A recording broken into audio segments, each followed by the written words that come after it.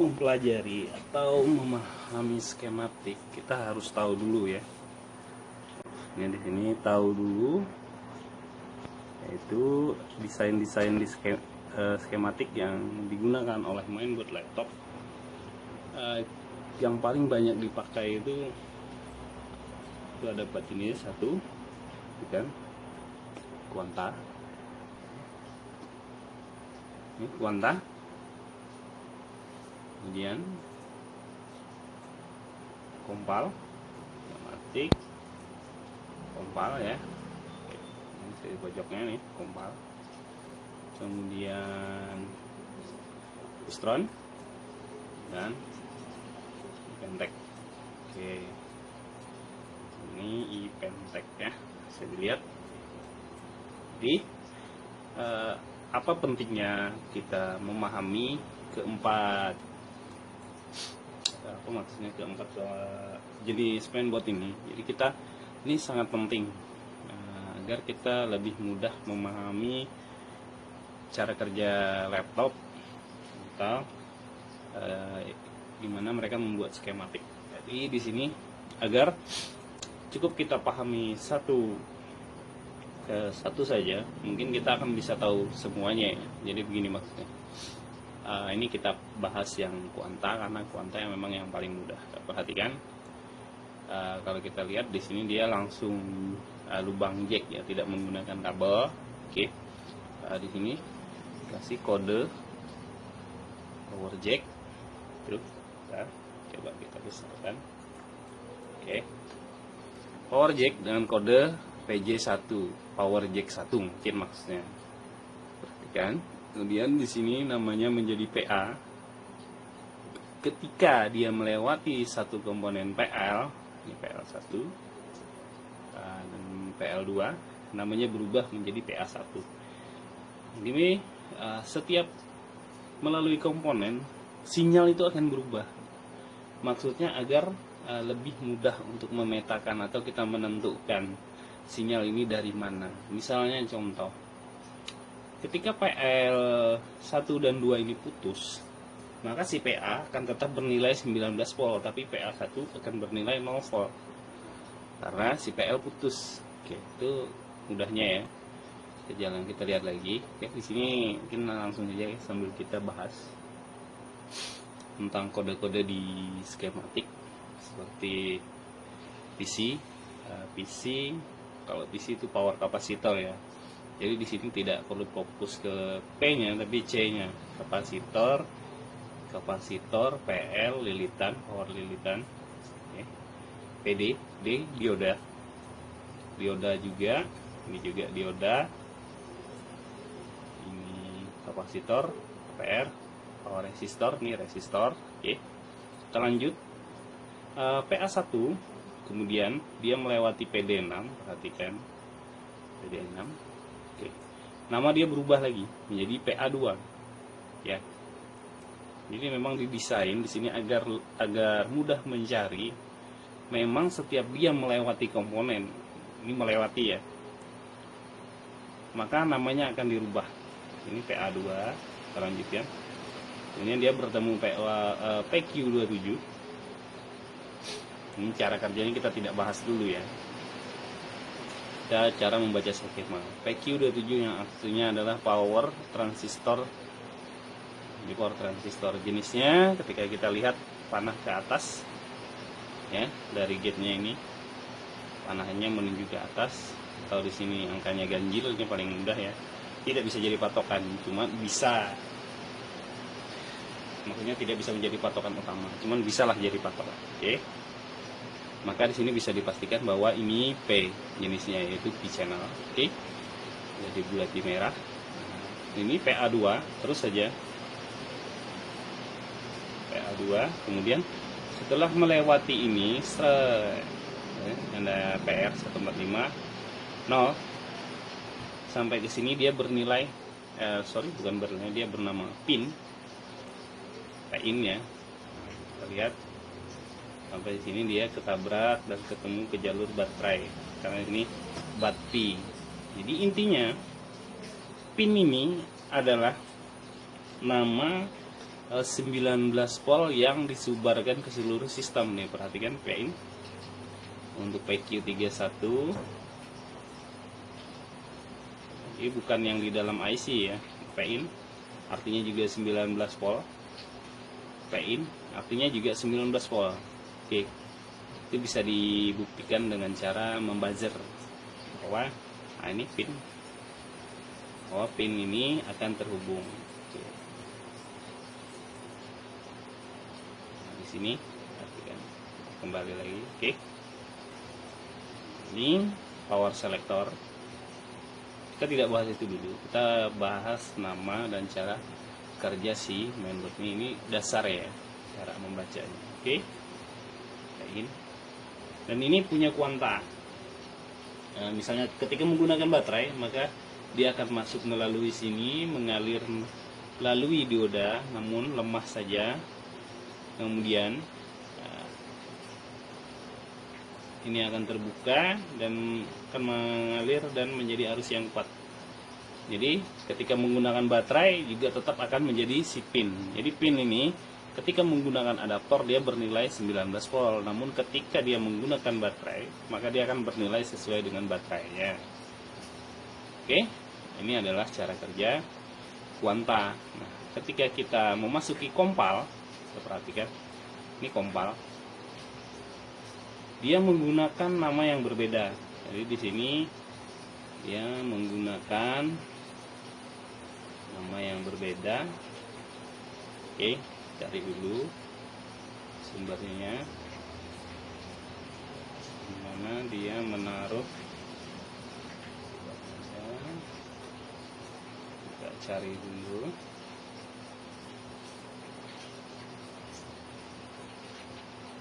Nah ya.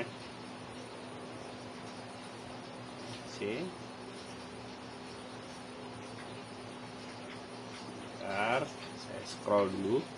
Oke, ini udah ketemu. Jadi ini sepertinya dia menggunakan kabel ya. Ini dari adaptor itu masuk kabel, masuk ke sini. Kalau kita lihat di sini namanya DC jack in. Oke, saya besarkan. Ini ketika dia awal pertama memasuki jalur mainboard dari adaptor, harus jack in, kemudian melalui PL1. Di sini namanya PIN. Apakah ini sama dengan kuanta? Tidak, karena di sini hanya melalui PL1, kemudian yang berubah nama menjadi PIN. Kita cari. Oke, kita lagi. Mana kasih PIN tadi? Ini adalah baterai. Jalur baterai ya, memang kompal mulai agak rumit. Apa? Kita cari lagi. Nih. Nah, si PIN tadi terhubung ke sini. Tuh. Setelah melalui PQ5, ini jenisnya P. Bukan P. Kalau lihat dari panahnya, ini jenisnya N. Ya, karena panahnya menuju ke bawah, mengarah ke gate. Dan gate-nya ini dikendalikan oleh IC charger ya. Perhatikan double dia. Ini juga N, double N. Oke. Ketika ini terbuka, maka si pin tadi akan menyeberang ke sini dan namanya akan menjadi P1. Oke. P1, kemudian dia masuk lagi menuju PQ6. Karena ini juga sudah terbuka dan mengalir di sini, dia menjadi P2 namanya.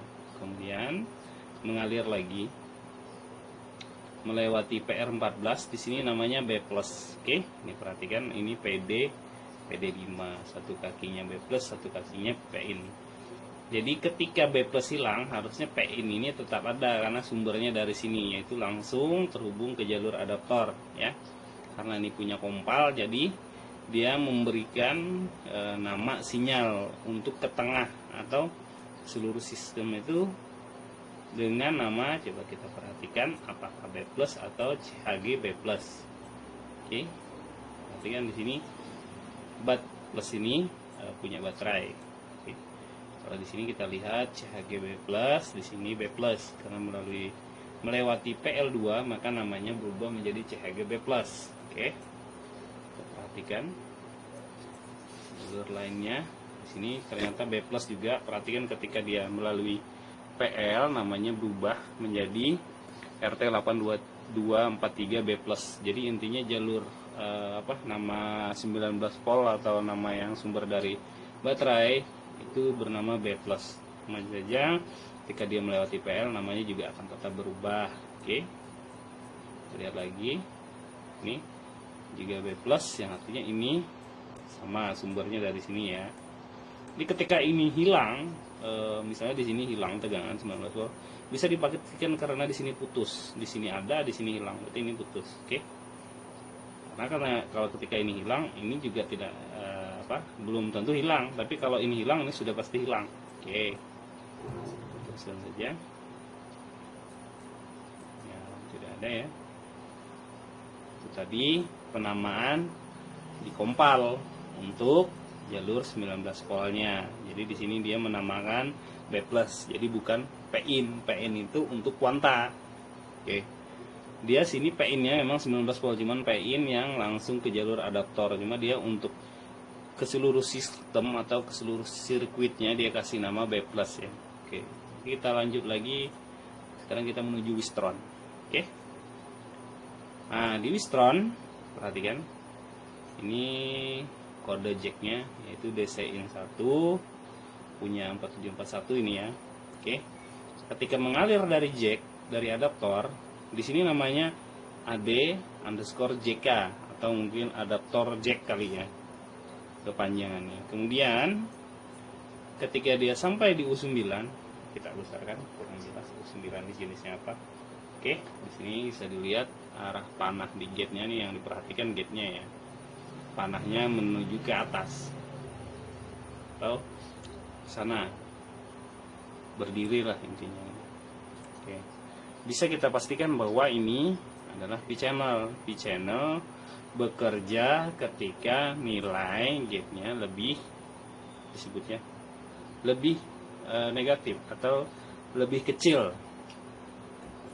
dari tegangan utamanya. Karena di sini 19 volt, maka ketika ya dia ada memang tingkatan maksimumnya, misalnya mungkin saja bisa maksimumnya 5 volt di bawah itu maksimum ya. Jadi kalau lewat dari 5 volt di bawah 19 misalnya tiba-tiba di situ menjadi 16, bisa saja di sini drop. Oke. Lanjut saja karena kita tidak membahas itu. Nah, jadi DJK ketika melalui MOSFET di channel ya 19 ini, maka namanya berubah menjadi AD+. Oke. Kita telusuri kemanakah si AD+ ini berjalan. Kita coba ke bawah ya. Di sini AD+. Nah, di sini buat konektor, berarti ini baterai konektor ya. Di sini kodenya dikasih baterai konektor ini BT+. Oke. Lanjut saja. Mana lagi dia? Oh, kemana ya larinya? Oke, kita cari saja di sini AD+.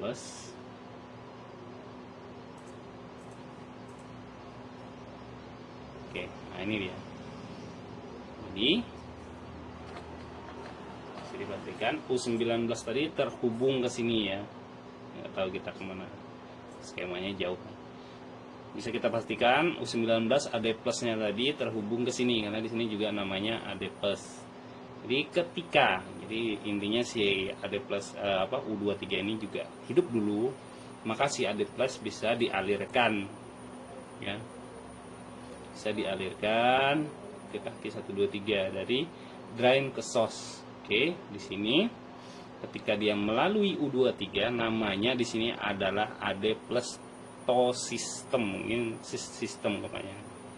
Nah, jadi ketika dia melalui komponen maka namanya akan berubah. Di sini nama AD plus sama dengan U19 tadi, AD plus berarti tidak melewati, jadi mereka terhubung langsung. Oke. Di sini adetosis, kita perhatikan kemanakah adetosis ini mengalir. Adetosis ketika dia melalui R3721F, mungkin nilainya bukan itu R nya, jadi ini ternyata R 350. maka namanya berubah lagi, yaitu namanya berubah menjadi DC bed out. Mungkin di sini dari adaptor dari baterai yang keluar tadi ya. Nah, di sini bisa kita perhatikan B plus ini, BT plus itu berasal dari, kalau kita lihat tadi, dari baterai ya. Oke. Dari konektor baterai. Ini U22 ya. U22 ini kita lihat jenisnya juga P channel. Jadi ketika dia menggunakan baterai saja, maka ini aktif, dan B plus ini juga akan berubah menjadi DC bed out. Jadi di sini kita tahu ketika jenis Wistron ini 19 volt atau tegangan dari baterainya itu untuk disebarkan ke sistem itu dia memberi nama DC bed out. DC bed out. Jadi kalau di Quanta itu P in, kemudian di Copal tadi B plus, tapi di Wistron ini namanya adalah DC bed out. Jadi bisa dipastikan bahwa ketika menggunakan adaptor, P in itu adalah 19 volt, B plus itu adalah 19 volt, DC bed out itu adalah 19 volt. Jadi ini tiga desain berbeda dari perusahaan.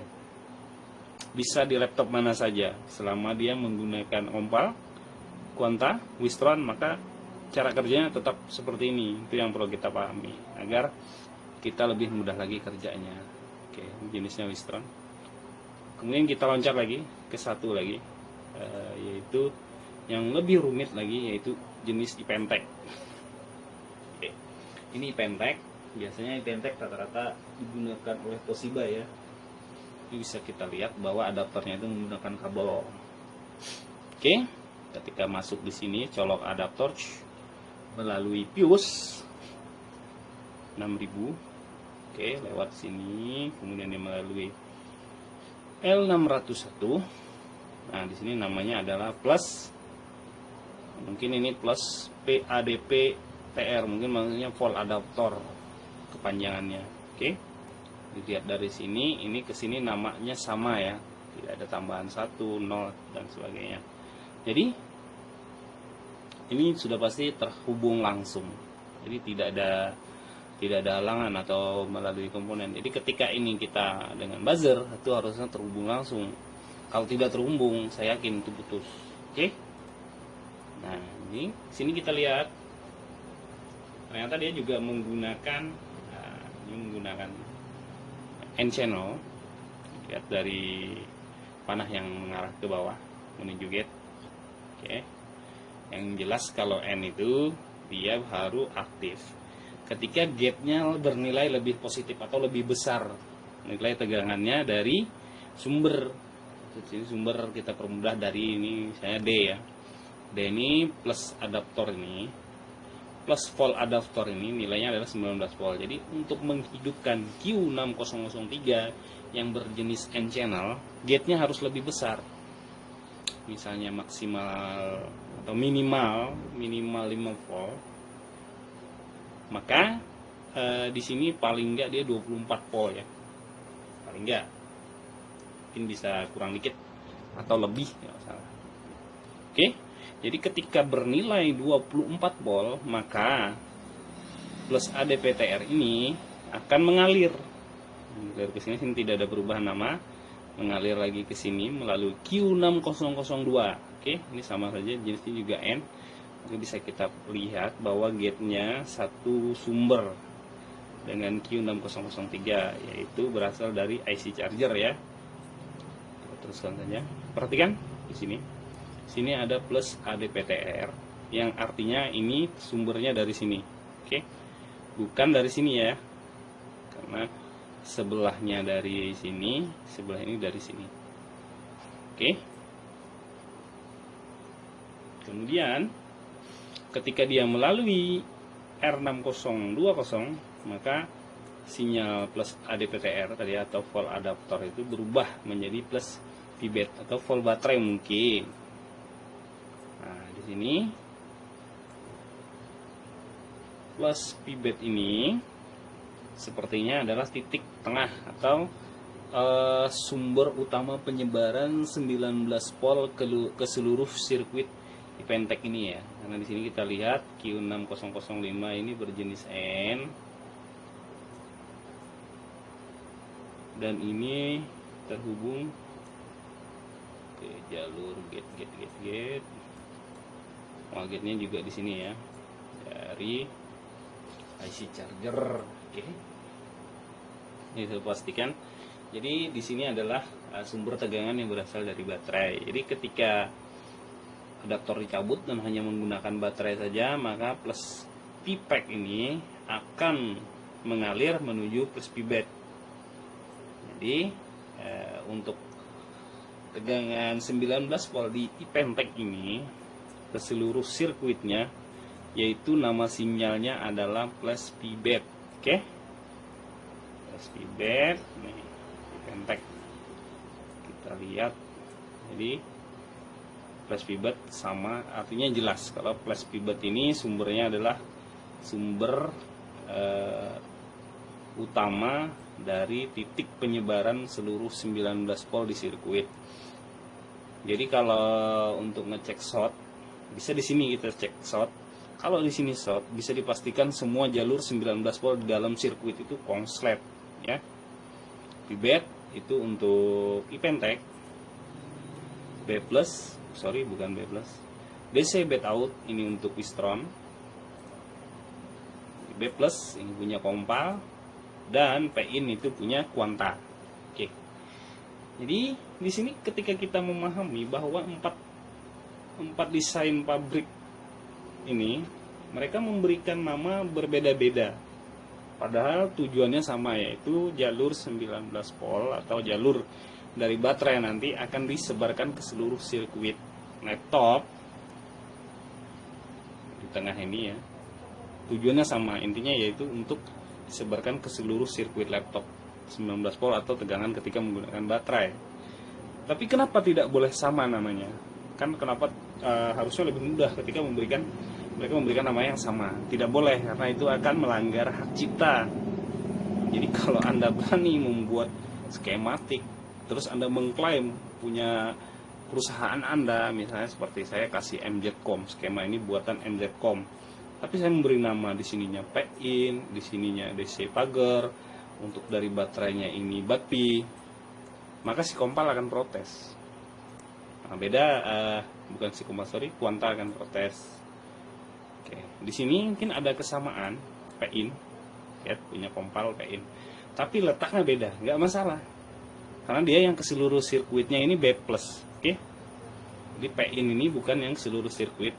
Kalau di Quanta ini yang disebarkan ke seluruh sirkuit namanya P-in, tapi punya Kompal P-in ini hanya di sini, dan ketika dia disebarkan ke sirkuit namanya itu B+. Itu nggak masalah ya, sama nama tapi beda penempatan, nggak masalah. Oke. Ini punya siapa? Wistron. Nah, ini Wistron AD plus to system. Oke. Cuman di sini dia kasih namanya DC bed out yang untuk ke seluruh sistem atau ke seluruh sirkuit jalur utamanya 19 volt atau jalur tegangan dari baterai. Jadi kalau cari short 19 volt cukup diukur di sini saja, sudah dipastikan bahwa kalau di sini short berarti jalur seluruh 19 volt di dalam sirkuit laptop itu konslet. Oke. Dan ini punya Ipentec B+, bukan B+ ya, plus P-bed namanya. Jadi kesimpulannya di sini Quanta P-in, Kompal B+, Ipentec, Wistron DC bed out, kemudian Ipentec ini memberikan namanya plus P-bed. Oke. Selanjutnya akan kita buat lagi. Jadi di sini kita sengaja membahas dasar-dasar saja dulu ya. Nah, kita masih sama-sama belajar. Sekian dan terima kasih.